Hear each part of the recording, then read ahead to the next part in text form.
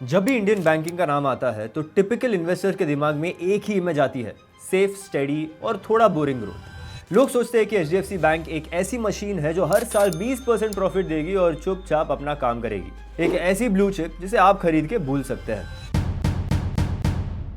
लेकिन इसी predictable sector के अंदर पिछले 2 सालों से एक ऐसी हलचल मची हुई है जिसने बड़े बड़े एनालिस्ट को भी परेशान कर दिया है। एचडीएफसी बैंक अब वो पुरानी सेफ बैंक नहीं रही है। ये एक फाइनेंशियल ट्रांसफॉर्मेशन के फेज से गुजर रही है जो शायद इंडियन हिस्ट्री का सबसे बड़ा कॉर्पोरेट एक्सपेरिमेंट है। जनवरी 2026 में जब एचडीएफसी बैंक ने अपने Q3 FY26 के रिजल्ट्स अनाउंस किए तो मार्केट में एक अलग ही एक्साइटमेंट थी। पहली बार मर्जर के बाद बैंक ने डबल डिजिट लोन ग्रोथ 11.9% दिखाई है। ये सिर्फ एक नंबर नहीं है बल्कि एक प्रूफ है कि ये गुलायत अब अपनी नई रफ्तार पकड़ चुका है। इंडिया का बैंकिंग मार्केट आज ट्रिलियंस ऑफ डॉलर्स का है और एचडीएफसी बैंक इसका सबसे बड़ा खिलाड़ी है। यहीं से एचडीएफसी बैंक की कहानी एक नॉर्मल प्राइवेट बैंक से निकलकर एक फाइनेंशियल सुपर ऐप और मॉर्गेज पावर हाउस की तरफ मुड़ती है। एचडीएफसी बैंक को समझने के लिए सबसे पहले हमें इसके नए अवतार को देखना होगा। जहां ज्यादातर बैंक सिर्फ डिपॉजिट्स लेने और लोन्स देने पर फोकस करते हैं, एचडीएफसी बैंक ने एक यूनिवर्सल बैंकिंग मॉडल चुना है। इनका रेवेन्यू मिक्स काफी डाइवर्सिफाइड है। 41.6% रेवेन्यू रिटेल बैंकिंग से आता है, 23.3% होलसेल से और एक बड़ा हिस्सा यानी 17.3% इंश्योरेंस बिजनेस से। इनका लोन बुक आज 56% रिटेल और 44% होलसेल का एक परफेक्ट बैलेंस है। सबसे इंटरेस्टिंग बात यह है कि एचडीएफसी बैंक वो काम नहीं करता जो बाकी बैंक्स करते हैं। ये सिर्फ लेंडिंग पर डिपेंड नहीं करते, इनका फोकस क्रॉस सेलिंग पर है। अगर आपने इनसे होम लोन लिया है तो ये आपको क्रेडिट कार्ड, इंश्योरेंस और इन्वेस्टमेंट प्रोडक्ट्स भी बेचेंगे। ये मॉडल इतना डिफेंसिबल इसीलिए है क्योंकि एक बार कस्टमर इनके इकोसिस्टम में आ जाए तो उसका निकलना मुश्किल हो जाता है। इंडिया में एचडीएफसी बैंक का रिटेल बिजनेस उनका सबसे बड़ा फोर्ट्रेस है।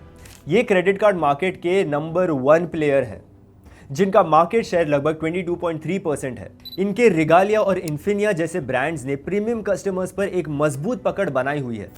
ये डोमिनेंस इसलिए है क्योंकि इनका डिस्ट्रीब्यूशन नेटवर्क किसी भी प्राइवेट बैंक से बड़ा है।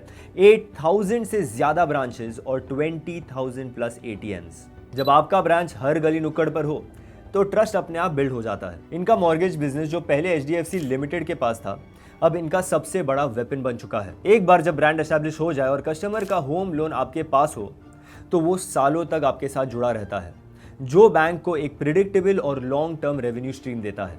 अब आते हैं उस टर्निंग पॉइंट पर जहां से एचडीएफसी बैंक का वैल्यूएशन और परसेप्शन दोनों चेंज हो गया है। वो टर्निंग पॉइंट था एचडीएफसी बैंक मर्जर का। शुरुआत में मार्केट को लगा कि ये मर्जर बैंक्स के मार्जिन्स यानी एनआईएम्स को दबा देगा और ऐसा हुआ भी, लेकिन अब हम उस फेज के एंड पर हैं। वैल्यू क्रिएशन का असली मैकेनिज्म अब शुरू हो रहा है। एचडीएफसी बैंक के पास अब वो मिलियंस ऑफ मॉर्गेज कस्टमर्स है जिन्हें पहले से होम लोन्स मिलता था। अब बैंक उन्हें पर्सनल लोन्स, कार लोन्स और क्रेडिट कार्ड्स भी ऑफर कर रहा है। अगर एचडीएफसी बैंक इस क्रॉस सेलिंग मार्केट का सिर्फ एक छोटा सा हिस्सा भी कैप्चर कर लेती है तो इनका प्रॉफिट एक्सपोनेंशियली बढ़ सकता है। सबसे बड़ी बात, एचडीएफसी बैंक को इस ग्रोथ के लिए नए कस्टमर्स ढूंढने की जरूरत ही नहीं है। उनके पास ऑलरेडी डेटाबेस मौजूद है। इंटरनेशनल मार्केट्स में भी एचडीएफसी बैंक ने काफी स्मार्टली ग्रोथ बिल्ड की है, खासकर अपने एडीआर यानी अमेरिकन डिपॉजिटरी रिसीट और ग्लोबल इंस्टीट्यूशनल इन्वेस्टर्स के थ्रू। इनका फोकस सिर्फ लेंडिंग पर नहीं बल्कि ग्लोबल स्टैंडर्ड्स की टेक्नोलॉजी अडॉप्ट करने पर है। इन्होंने एआई और ऑटोमेशन में काफी इन्वेस्ट किया है ताकि ऑपरेटिंग कॉस्ट को कम किया जा सके। यूएस जैसे हाइपर कॉम्पिटिटिव मार्केट के बजाय एचडीएफसी बैंक ने इंडिया के सेमी अर्बन और रूरल मार्केट्स को चूज किया है ग्रोथ के लिए। इनका मानना है कि असली भारत में अभी भी बैंकिंग पेनिट्रेशन काफी कम है और वहां इनका ब्रांड नेम एक अनफेयर एडवांटेज देता है। इसके अलावा एचडीएफसी बैंक के अंदर कुछ हिडन ऑप्शनैलिटीज भी है जो मार्केट अभी फुल्ली अप्रिशिएट नहीं कर रही। इनकी सब्सिडरीज जैसे एचडीएफसी एएमसी यानी एसेट मैनेजमेंट और एचडीएफसी लाइफ अपने आप में मार्केट लीडर्स हैं। इनके डिजिटल प्लेटफॉर्म्स पेज ऐप अब सिर्फ एक पेमेंट ऐप नहीं रहा बल्कि एक फुल फ्लेज फाइनेंशियल मार्केटप्लेस बन रहा है। फ्यूचर में एचडीएफसी बैंक अपने इस डिजिटल इंफ्रास्ट्रक्चर को दूसरे फिनटेक्स को रेंट पर दे सकता है, जो एक नया हाई मार्जिन रेवेन्यू स्ट्रीम बन सकता है। फाइनेंशियल डिसिप्लिन भी स्टोरी का एक स्ट्रॉन्ग पिलर है। Q3 FY26 में इनका नेट इंटरेस्ट मार्जिन यानी NIM 3.35% पर स्टेबल रहा है, जो मर्जर के बाद एक बड़ी अचीवमेंट है। इनका ग्रॉस एनपीए सिर्फ 1.24% है, जो दिखाता है कि ग्रोथ के चक्कर में इन्होंने लोन क्वालिटी से समझौता नहीं किया। इनका कॉस्ट टू इनकम रेशियो 39.2% है, जो इंडस्ट्री में काफी एफिशिएंट माना जाता है। साथ ही इनका कैपिटल एडिक्वेसी रेशियो 19.9% है, यानी इनके पास फ्यूचर ग्रोथ के लिए काफी कैश रिजर्व मौजूद है। लेकिन जैसे हर स्ट्रॉन्ग ग्रोथ स्टोरी में होता है, एचडीएफसी बैंक के केस में भी कुछ रियल रिस्क है जिन्हें इग्नोर करना इन्वेस्टर्स के लिए गलत होगा।